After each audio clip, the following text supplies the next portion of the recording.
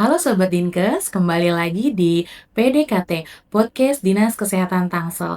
Kembali lagi bersama saya Nani, dan untuk kesempatan kali ini kita akan membahas kesehatan, tapi ini akan lebih menarik nih karena terkait kesehatan jiwa.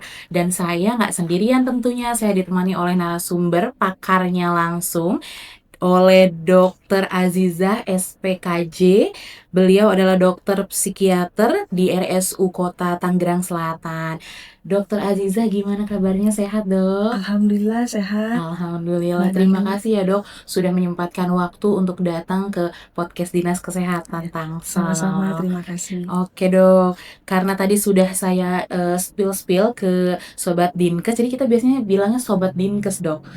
Jadi kita akan membahas kesehatan jiwa di sekitar kita, Sobat Dinkes. Karena mungkin kalau untuk sekarang bukan hanya kesehatan jasmani ya Dok ya, tapi juga kesehatan jiwa yang harus kita ketahui dari dasar-dasarnya sampai nanti kita akan tanya-tanya lagi ke Dokter Aziza. Dok, kalau menurut dokter nih Dok ya, tentang kesehatan jiwa di Indonesia sendiri, terus juga mungkin bisa diinfokan juga di Tangerang Selatan sendiri nih, bisa dijelaskan nggak Dok, kesehatan jiwanya tuh sekarang seperti apa keadaannya? Ya, baik, Mbak Nani, terima kasih. Sobat Dinkes, jadi kesehatan jiwa itu sama pentingnya dengan kesehatan fisik. Dari statistik, survei kesehatan Indonesia (SKI) tahun 2023, di mana didapatkan gambaran umum tentang kesehatan jiwa di Indonesia, ada sekitar 2% dari usia di atas 15 tahun, yakni 8,6 juta jiwa, itu mengalami masalah kesehatan jiwa. Oke. Sehingga masalah ini signifikan banget di Indonesia ya, prevalensinya cukup tinggi di kelompok usia produktif, remaja dan dewasa muda. Yang paling sering itu untuk remaja dan dewasa muda itu adalah gangguan mental emosi seperti cemas, anxiety, depresi. Kemudian untuk anak-anak biasanya lebih sering itu adalah cemas seperti fobia, Oh. atau trauma PTSD karena pembulian, kekerasan fisik, verbal maupun seksual. Kemudian pada orang-orang lansia itu biasanya paling sering adalah demensia Oke. dan insomnia, sulit tidur. Sedangkan Kota Tangerang Selatan sendiri ini memiliki kesehatan jiwa terkait realita urban Kota Tangerang Selatan yang merupakan kota penyangga Kota Jakarta. Oke. Jadi tekanannya itu antara lain adalah tingginya standar hidup yang terkadang membuat kita menjadi anxiety atau FOMO kalau istilah sekarang ya. Tetapi kesadaran warga Tangerang Selatan ini terkait isu mental health itu sangat baik sekali. Itu bisa kita lihat dari mereka mencoba mencari bantuan profesional, baik itu mulai dari fasilitas kesehatan tingkat pertama sehingga fasilitas kesehatan tingkat lanjutan. Dari mulai tingkat pertama itu puskesmas, klinik, bahkan ada telemedicine ya.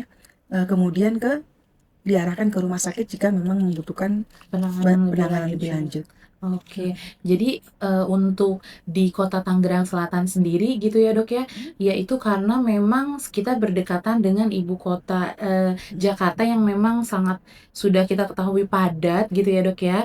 Terus juga di Tangsel, tapi dengan banyaknya permasalahan kesehatan jiwa, kebanyakan ternyata sudah lebih aware ya Dok ya terkait kesehatan jiwa, dan dia mencari pelayanan kesehatannya gitu ya Dok ya, baik secara langsung maupun telemedicine gitu ya Dok. Didukung juga dengan transformasi kesehatan sekarang ini kan ada digital, jadi kemudahan dalam mengakses pelayanan kesehatan jiwa.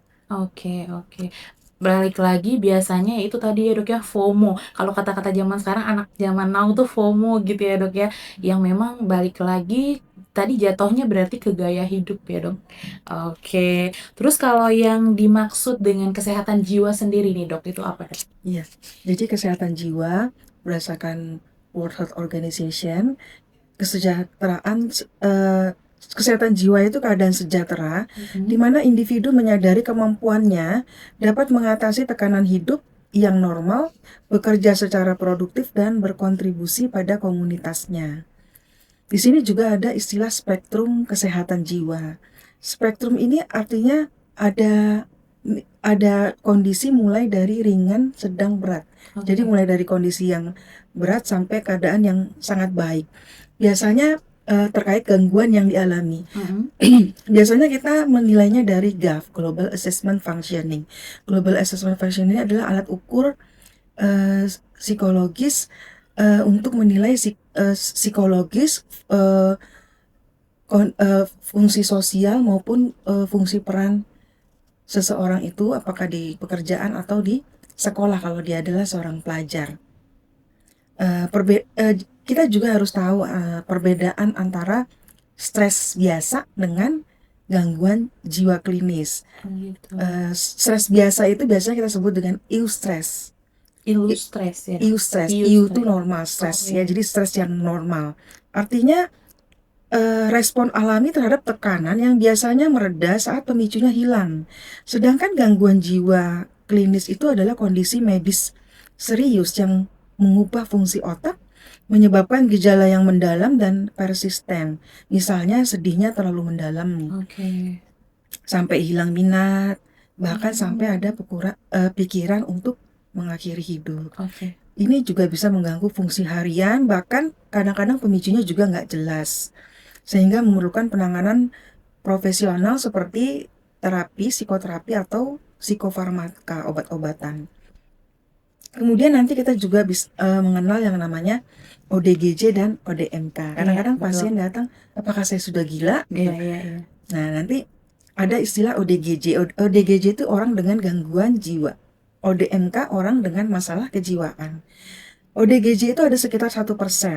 Artinya orang-orang yang telah menunjukkan tanda-tanda gangguan jiwa yang jelas, mengalami penderitaan akibat gangguan yang dialami, adanya hambatan fungsi sosial maupun pekerjaan, bahkan sampai tidak mampu menilai realita.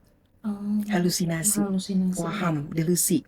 ODMK itu orang dengan masalah kejiwaan. Itu sekitar ada 15-30% di populasi normal. Ini adalah orang-orang yang rentan atau berisiko memiliki masalah terkait fisik, mental, sosial, atau stres-stres yang kronis, sehingga kualitas hidupnya sudah mulai menurun.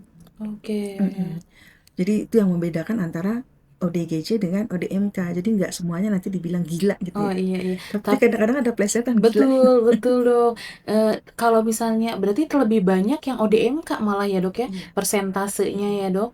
Iya, oke. Apalagi dengan beban hidup yang sekarang, Betul, tekanan betul. stresor pekerjaan, sekolah, Iya. tekanan hidup. Jadi kan ya itu ya dok ya, stresor orang kan berbeda-beda dengan mungkin kehidupan yang ada di zaman-zaman sekarang. Kalau memang dia tidak kuat secara mental dan kejiwaannya, ya itu makanya bisa ada yang ODGJ dan ODMK gitu ya dok ya. Oke. Kemampuan resiliensi artinya kemampuan psikologis seseorang itu ketika dia sedang beradaptasi, kemampuan dia bertahan dan dia bangkit kembali ketika dia mengalami Masalah gitu ya dok ya. masalah-masalah yang menyebabkan dia menjadi stres, cemas, kesedihan. Tadi kan kalau yang berbicara orang tuh ada yang menganggap dirinya tuh udah, aduh kayaknya udah gila nih gitu ya dok ya, udah ODGJ nih bahasa kasarnya gitu ya dok ya. Tapi ternyata ya memang ada yang hanya stres aja gitu ya dok ya. Itu berarti berbeda ya dok ya. Gitu. Oke sobat Dinkes, terus juga faktor apa aja sih dok yang dapat mempengaruhi kesehatan jiwa itu dok, faktornya? Iya, kesehatan jiwa itu kompleks ya. Jadi Oke. kita menyebutnya dengan sederhana biopsikososial. Bio itu biologi, psiko itu psikologis, Iya. sosial itu adalah lingkungan. Biologis itu bisa aja genetik ya, jadi dari keluarga sudah ada. Oke. Atau kondisi lahirnya mungkin mengalami masalah pada saat proses persalinan. Iya. Bisa aja nanti di kemudian hari mengalami gangguan. Kemudian pada masa kecilnya dia mengalami kejang-kejang. Itu juga mungkin Bisa jadi salah bisa satu jadi ya, Dok, nanti ke yang arah mempengaruhi. seperti itu. Oke. Kemudian yang sering kita kenal dengan hormon bahagia atau kimia otak biologi. Ini kimia otak, hormon bahagia. Kita sedang mensosialisasikan tentang hormon bahagia. Hormon bahagia itu antara lain seperti hormon serotonin, dopamin, endorfin, oksitosin, yang mempunyai kontribusi masing-masing, ada kontribusinya. Kalau dopamin itu kan hormon bahagia, serotonin itu terkait dengan kesedihan, endorfin itu dengan senang, kemudian kalau oksitosin itu hormon cinta. Jadi kadang-kadang bahagia tapi nggak merasa dicintai, Oh, iya, dicintai tapi nggak bahagia. iya, iya, iya, iya. Itu dari segi biologisnya Ya, berarti ya, segi Dok, ya? biologisnya. Oke. Nanti ada lagi dari segi psikologisnya. Psikologis itu bisa terkait dari pola pikir yang kritis, kreatif, atau kemudian ada pola asuh. Pola asuh itu ada pola asuh anak ini, ada yang seperti contohnya misalnya demokratis, pola Oke. asuh permisif, pola asuh yang otoriter, atau bahkan yang uninvolved. Uninvolved itu artinya tidak ada keterlibatan orang tua, itu tidak ada. Jadi di kondisi sekarang ini banyak sekali memang keluarga-keluarga yang ternyata anak-anak itu tinggal bersama Selain orang bukan tuanya orang ya, Dok, ya? tuanya, Iya, iya. betul. Nah, itu juga bisa mempengaruhi ya. Kemudian ada mekanisme defense atau mekanisme pertahanan diri yang kita gunakan ketika menghadapi kondisi-kondisi seperti cemas atau kesedihan. Oke. Kemudian juga ada mekanisme coping. Mekanisme coping itu keterampilan strategi psikologi, keterampilan seseorang dalam mengatasi masalah. Oke. Bisa dengan problem fokus, misalnya dia fokus di masalahnya. Kalau misalnya saya stresnya gara-gara ini, ya stresnya ini aja yang saya hindari Tarian, gitu oh ya, ya, atau dihindari hilangkan gitu ya ya. lah ya. Iya, iya. Kemudian ada yang emosional fokus, Mm-mm. artinya nggak dibawa sampai ke baper-baper gitu ya. Iya, Jangan iya. dibawa perasaan lah Iya, ketika iya. misalnya lagi kerja, ya jangan dibawa perasaan juga gitu ya. Iya, iya. Emosional fokusnya jadi lebih kuat secara emosi ya. Oke. Mm-mm. Kemudian yang ketiga itu sosial atau lingkungan. Nah, ini juga sangat berdampak banget ya, terkait dukungan sosial, support system lah kalau bahasa sekarang tuh. Oke, iya. Kemudian ya kondisinya, misalnya seseorang itu lebih banyak di kantor ya, pekerjaan untuk orang-orang seperti kita Iya. usia dewasa, atau anak-anak itu sekolah ya. Kondisi lingkungannya seperti apa? Apakah banyak pembulian, Iya. ketidakpedulian, olok-olok gitu. Kemudian ada trauma psikis Oke. akibat dari faktor lingkungan. Trauma psikis itu juga bisa juga ya, misalnya kayak stigma, misalnya kayak menghina, mengolok-olok orang-orang yang ada kondisi sudah seperti ini. Untuk penerimaan masyarakat kadang-kadang nggak semuanya bisa nerima ya. Oh, iya, iya, iya. Kadang-kadang jadi Jadi olok-olokan bahan ya, Dok, ya? perbencian, olok-olokan. Iya, iya. Itu semua yang menjadi faktor pengaruh kesehatan jiwa ya, Dok, ya. Jadi Sobat Dinkes dibagi menjadi 3 ya, Dok, ya. Ada biologis, terus juga psikologis ya, Dok, dan juga lingkungan itu sendiri ya, sosialnya. Jadi penerimaan lingkungannya gitu ya, Dok.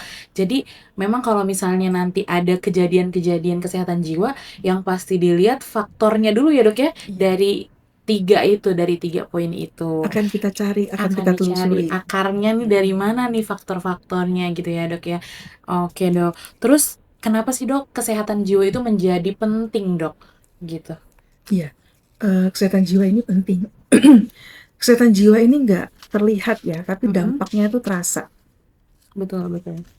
Intangible, artinya sesuatu yang nggak bisa dilihat tapi bisa kita Pengaruhnya rasakan. sangat ini ya, Dok, ya, berasa banget. Jadi itu ada dampak negatif akibat kondisi kesehatan jiwa. Misalnya adanya perubahan kognisi.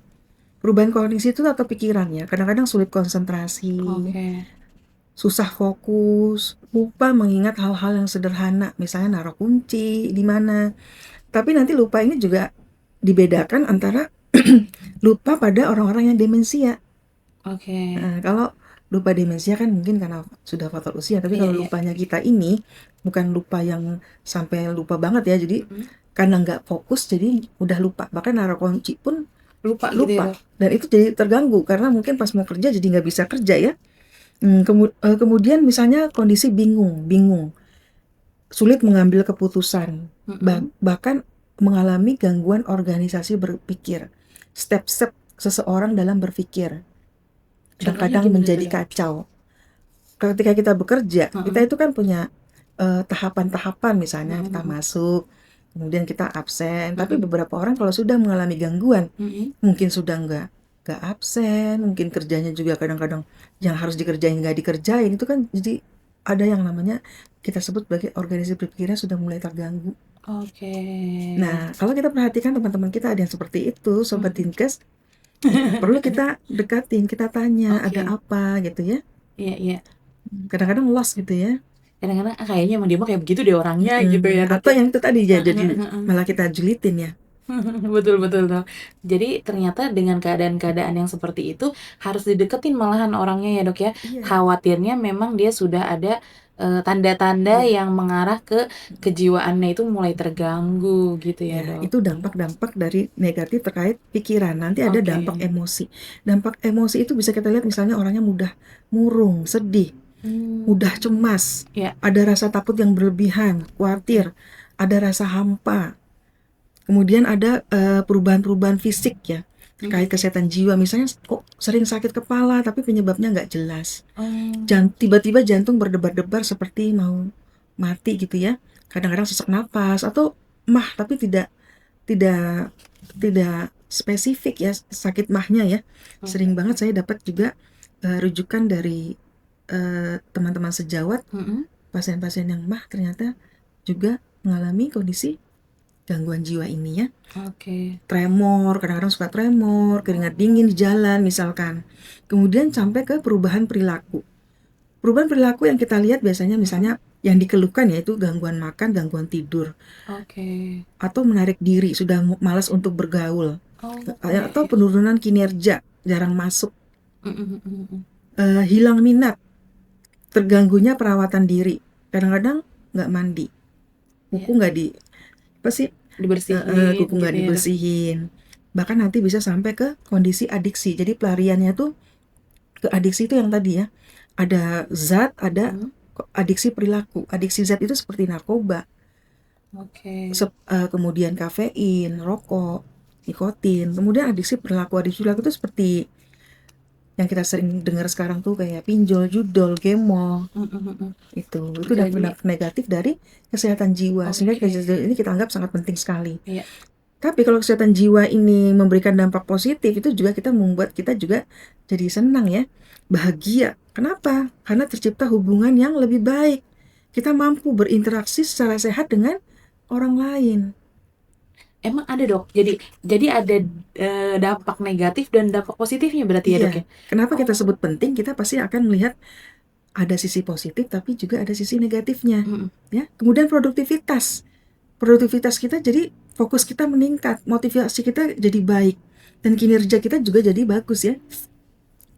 Kemudian nanti ada namanya resiliensi tadi yang saya sebut, ketahanan, kemampuan kita bangkit kembali dari kondisi stres yang kita alami. Oke. Sehingga menyebabkan kualitas hidup itu menjadi lebih baik, merasa lebih bahagia, lebih puas dengan kehidupan, dan menikmati hidup sepenuhnya. Oke. Kadang-kadang kita Ya. menjalani hidup itu cuma terpaksa. Oke, jadi sebenarnya berarti dampak positifnya itu didapatkan bila sudah dapat penanganan biasanya dok, atau memang dari apa namanya dari masalah-masalah yang ada? Ya, bisa aja pada mereka yang mengalami gangguan gitu seperti itu tadi ya, kita tanganin supaya Mhm. nanti bisa kembali lagi seperti kondisi seperti ini. Atau orang-orang yang seperti kita yang masih populasi sehat ini ya, kita Mhm. tetap bisa bertahan menjadi produktif dan lebih bahagia, Oh, iya iya iya. puas dengan kehidupan. Jadi ya itu kalau misalnya kejiwaannya ibaratnya fighter gitu ya dok Iya, ya. Jadi nanti itu akan stabil dan malah membuat dampak positif tersebut gitu ya dok. di era yang sekarang kondisinya adalah perubahan itu sangat cepat. Oke. Kita ini semua sedang berjuang. Ya. Ya, semoga kita semua cepat kuat ya. Amin, iya oke dok. Terus dok kalau tadi kita sudah berbicara banyak nih dok, tapi bisa mungkin dok ada beberapa yang disebutkan dok yang termasuk gangguan jiwa tuh biar mungkin sobat Dinkes agak tahu nih sebenarnya apa aja sih gangguan Iya, jiwa tuh gitu. iya, baik. Sobat Dinkes, jadi nanti yang kita sebut ini sudah mengalami gangguan jiwa ya, Iya. itu salah satunya kita lihat dulu dari nanti kegawat daruratannya. Oke. Yang pertama kita lihat dari gawat darurat. Gawat darurat itu misalnya pasien-pasien mengalami delirium. Itu yang termasuk gawat darurat itu delirium, gaduh gelisah, agitasi, mengamuk misalnya, bisa menyakiti dirinya sendiri, Oh, self harm atau sampai mengakhiri hidup. Oke. Atau agresif ke orang lain atau impulsif ya. Misalnya yang sering kita dengar itu kalau di medsos ya, itu biasanya yang misalnya mengamuk lalu membakar rumah orang Oh, atau iya. tiba-tiba datang langsung nusuk orang, itu lagi Iya. banyak banget kan di Iya, masyarakat betul. ya. Nah itu yang gawat daruratnya itu penting banget untuk diperhatikan ya. Bahkan di masyarakat itu sekarang ada tetangga itu dia itu orangnya tuh mudah emosi ya. Ternyata setelah diselidiki dia memang punya masalah. Masalah kejiwaannya itu ya, Dok, Lalu ya? bagaimana lingkungan ini? Karena kan ini juga berbahaya buat lingkungan. Dia Betul. bisa nyakitin tetangganya ya, Iya, dia bisa betul. ngamuk, dia bisa mukul tetangganya ini. Iya. Dari pasien saya sendiri ya. Nah itu perlu koordinasi kita semua dari masyarakat, kader sampai ke puskesmas atau rumah sakit ya. Bagaimana menangani orang ini supaya dia bisa kembali lagi produktif seperti sebelumnya. Nah ini dari kondisi yang gawat darurat. Kemudian kita lihat lagi nanti namanya gangguan kecemasan atau anxiety yang sering kita dengar kalau datang tuh pasti nyebutnya anxiety ya. Itu macam-macam anxiety itu juga ada derajatnya ya. Kalau berat itu dia sampai serangan panik ya. Serangan panik itu dia tiba-tiba seperti orang serangan jantung, bahkan sampai masuk ke IGD. Setelah ditangani ternyata tidak ada masalah dan kemudian bisa kembali pulang ke rumahnya ya. Jadi supaya jangan bingung ya ngebedainnya. Nanti ada cemas itu udah sampai ke serangan panik, berarti udah berat ya. Udah berat. Iya. Kemudian nanti ada namanya depresi yang tadi disebutkan, sedih, murung, tidak ada energi, hilang minat, rasa hampa, sulit konsentrasi. Kemudian ada nanti namanya gangguan suasana hati. Yang paling sering datang itu anxiety, tapi sebenarnya yang paling banyak itu mungkin orang-orang muda seperti kita ini adalah gangguan suasana hati. Moodnya naik turun, moodnya nggak stabil, itu yang paling sering ya. Yang bahasa dari masyarakat ya. Itu juga ada derajatnya, ringan sampai berat. Kalau ringan itu namanya siklotin. Kalau berat itu bipolar. Yang kita sering dengar itu bipolar ya. Kemudian ada yang namanya gangguan adiksi atau kecanduan. Kecanduan itu ada kecanduan zat, juga ada gangguan perilaku. Kalau perilaku itu ya seperti itu tadi, judol, pinjol, gimol. Nanti kalau adiksi zat itu yang seperti pengguna narkoba, obat-obatan terlarang ya, Dok, ya. rokok yang Godzilla, kemudian penggunaan minum kopi sehari bisa sampai 10 cangkir Sudah misalnya. adiksi banget berarti ya, Dok. Ya, kemudian ada gangguan trauma yang kita sering sebut PTSD ya. Kemudian nanti ada gangguan makan. Gangguan makan tuh seperti anoreksia, bulimia. Kemudian ada gangguan tidur. Gangguan tidur itu mulai dari insomnia, hipersomnia, ada night terror, ada mimpi buruk. Kemudian ada gangguan kepribadian yang kadang yang sering kita dengar tuh BPD atau NPD. Yang sering kita dengar ya. Sering dengar ya, betul, Atau Dok. kalau sudah parah banget psikopat tuh sebutannya tuh ya. Psikopat itu antisosial. Jadi dia benar-benar menarik diri gitu ya, Dok, ya. Antisosial. Jadi dia ke sosialnya itu juga kurang bagus ya. Kemudian ada nanti untuk anak-anak itu ada gangguan belajar. Kemudian pada orang lansia ya itu tadi ya, demensia. Dan masih banyak lagi. Jadi kesehatan jiwa tuh sangat bervariatif ya ternyata Sobat Dinkes. Bahkan tadi adiksi pun bukan hanya adiksi obat-obatan terlarang aja ya, Dok, ya. Yang sekarang banyak marak itu ya Dok, judol dan lain-lain itu juga termasuk gangguan jiwa juga gitu. Sampai dengan tadi gangguan makan pun itu ternyata ada gangguan kejiwaannya gitu. Jadi sebenarnya mungkin banyak orang mungkin yang masih belum sadar nih bahwa diri dia ini ada gangguan nih di kejiwaannya gitu ya, Dok, ya. Terus bagaimana sih, Dok, cara meningkatkan atau kesehatan jiwanya nih dok, supaya menjadi preventifnya nih dok, supaya kesehatan jiwanya masih aman, masih normal, itu ada trik-triknya nggak dok? Iya. Baik Sobat Dinkes, jadi untuk kita bisa menjaga dan meningkatkan kesehatan jiwa kita sendiri, itu ada namanya self-care atau Self perawatan care, diri. oke. Ini adalah suatu aktivitas yang kita sengaja lakukan untuk tetap menjaga kesehatan fisik, psikis kita dalam mengelola stres dan mengurangi dampak dari stres, Oke. sehingga meningkatkan kesehatan mental kita. Itu meliputi misalnya fisik. Fisik itu seperti memperbaiki gaya hidup sehat.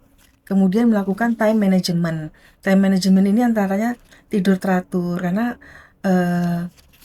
yang sekarang ini banyak karena mungkin memakai gadget, jadi kadang-kadang suka sampai malam ya, begadang. Betul. Jadi terjadi namanya tuh perubahan pola tidur Oke. atau ritme sirkadiannya sudah mulai berubah. Pergeseran. Jadi bukan berarti sulit tidur. Kadang-kadang mereka menyebut kami sulit tidur, tapi sebetulnya yang terjadi itu adalah perubahan pola tidur. Yang tadinya tidur itu adalah malam, ini mereka sekarang begadang, kemudian paginya malah tidur, Oke. bangunnya kesiangan. Jadi itu beda Beda bahasanya. ya dok ya, bukan Nanti insomnia ya dok? iya, nanti juga dibedakan dengan kurangnya kebutuhan tidur.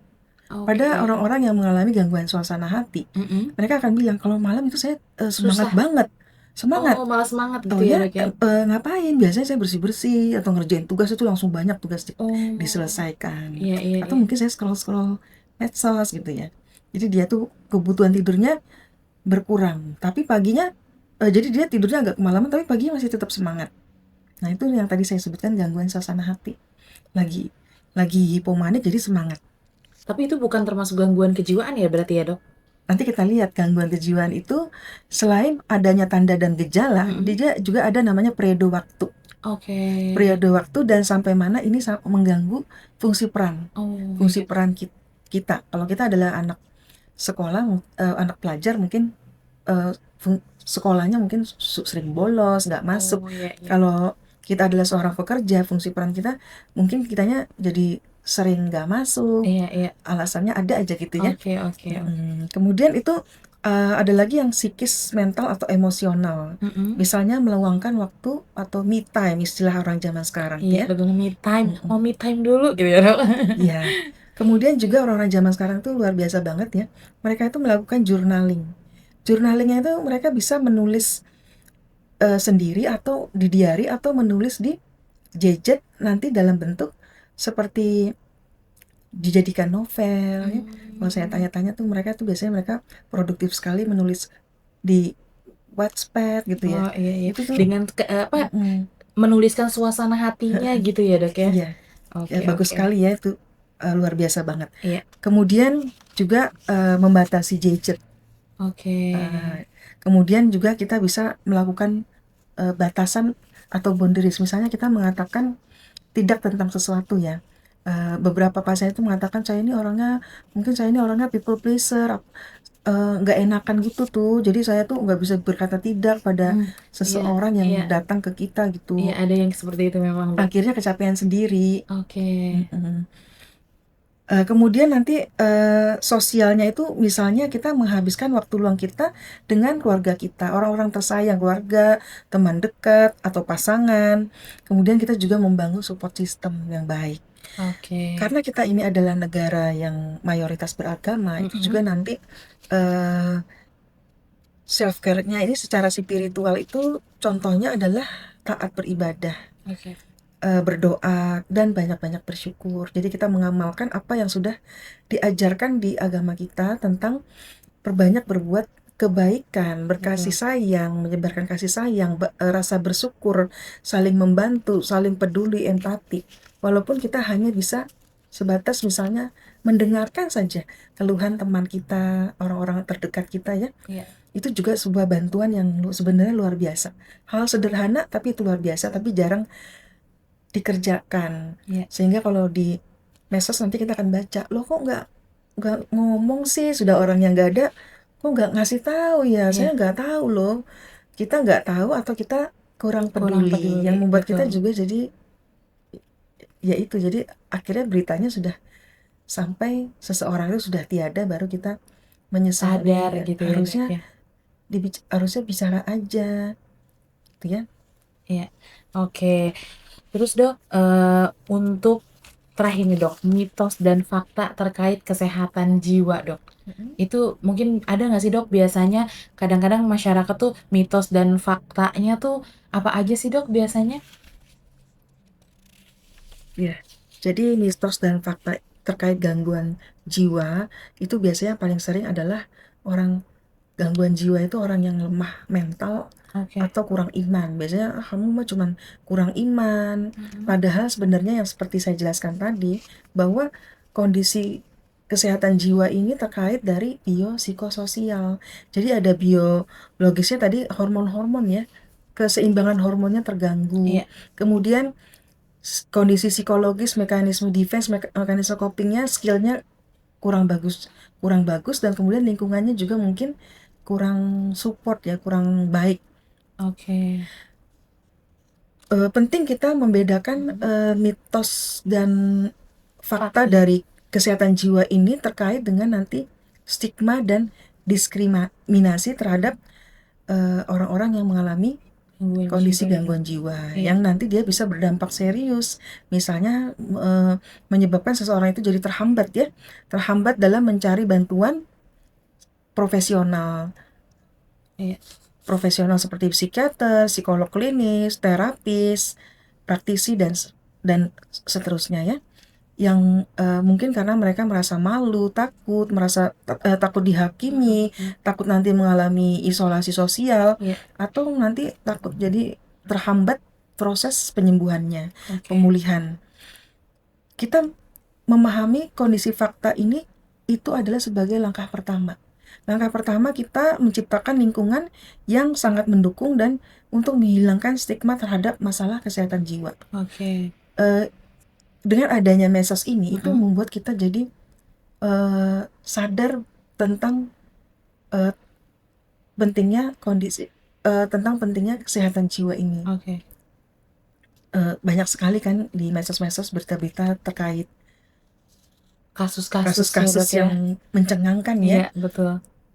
Tadi malam aja saya sudah baca tentang a maaf nih ya, seperti daycare, Mhm, anak-anak yang betul betul. dititipin itu Iya, banyak banget kasusnya ya akhir-akhir ini. Belum lagi kondisi pembulian iya, terhadap betul. anak-anak ya, itu sangat menyedihkan sekali sih sebetulnya ya Iya. buat kita semua. Iya, betul, Dok. Jadi kasus-kasus seperti itu biasanya berawal dari kesehatan jiwa yang bermasalah ya, Dok ya. Iya. Gitu. Jadi memang Sobat Dinkes, kalau misalnya Sobat Dinkes merasa kayaknya ada deh gejala-gejala gitu ya Dok ya, yang membuat kesehatan jiwanya agak bermasalah. Itu sebenarnya sudah banyak sekali hal-hal yang bisa dilakukan ya Dok ya, terutama yaitu bisa datang ke fasilitas-fasilitas kesehatan dari tingkat pertama sampai dengan nanti ke rumah sakit. Dan jangan lupa nih kalau orang Tangerang Selatan ada misalnya mau konsul-konsul, bisa juga datang ke Rumah Sakit Umum Kota Tangerang Selatan dan nanti bisa bertemu dengan Dokter Aziza ya Dok ya. Nanti kita akan berikan jadwal-jadwalnya juga kapan saja pelayanan kesehatan jiwanya Dokter Aziza. Jadi boleh ya Dok ya, berarti kalau nanti ada mau konsul atau mau lebih tahu lebih detail lagi ya Dok, apalagi kalau misalnya merasa dirinya tidak baik-baik saja gitu ya Dok ya. Iya. Gitu. Jadi jangan sungkan karena semakin deteksi dini terhadap kesehatan jiwa itu semakin baik ya Dok ya? Iya. Iya gitu. Dok, mungkin untuk penutup Dok, boleh diberikan kata-katanya gitu Dok untuk Sobat Dinkes terkait kesehatan jiwa. Iya. Jadi kesehatan jiwa ini adalah pengalaman seumur hidup yang perlu kita prioritaskan. Mari kita ciptakan lingkungan yang mendukung dan bebas stigma. Berlatih untuk empati terhadap diri sendiri maupun orang lain. Memprioritaskan self-care di kehidupan kita sehari-hari. Tidak apa-apa kok untuk mengatakan saya tidak baik-baik saja, seperti yang kita sering dengar itu, if it's okay not to be okay. Karena sehat jiwa ini bukan berarti tidak punya masalah ya, tapi tahu cara menghadapi masalah atau menemukan solusi-solusi alternatif. Oke. Oke, sangat luar biasa Sobat Dinkes. Kayaknya ini sesi panjang banget, Dok. Kalau berbicara tentang kesehatan jiwa, mungkin kalau diterusin itu sudah nggak kelar-kelar ya, Dok, ya, gitu. Karena sangat menarik sekali Sobat Dinkes, dan memang biasanya kita temui di kehidupan sehari-hari ya, Dok, ya, karena terkait dengan diri kita sendiri. Dan tadi juga sudah banyak sekali, apa sih, preventifnya, apa sih supaya kita kesehatan jiwanya tetap normal sama Dokter Aziza tadi sudah dijelaskan. Ada yang self, care untuk diri kita sendiri gitu ya, Dok, ya. Dan yang paling penting tadi poinnya yang harus kita garis bawahi memang itu adalah kita balik lagi semuanya pasti punya agama dan kepercayaannya masing-masing, berdoa dengan kepercayaan dan agamanya masing-masing seperti itu ya, Dok, ya. Jadi semakin kita mendekatkan diri ke Sang Pencipta, pastinya kita punya pegangan gitu ya, Dok, ya. Dan kita harus tetap kuat, nggak ada, ibaratnya sebenarnya nggak ada orang yang tidak punya masalah ya, Dok. Tapi bagaimana kita sendiri bisa nanggapi atau bisa kuat nih gitu ya. Apa dengan apa yang sudah terjadi.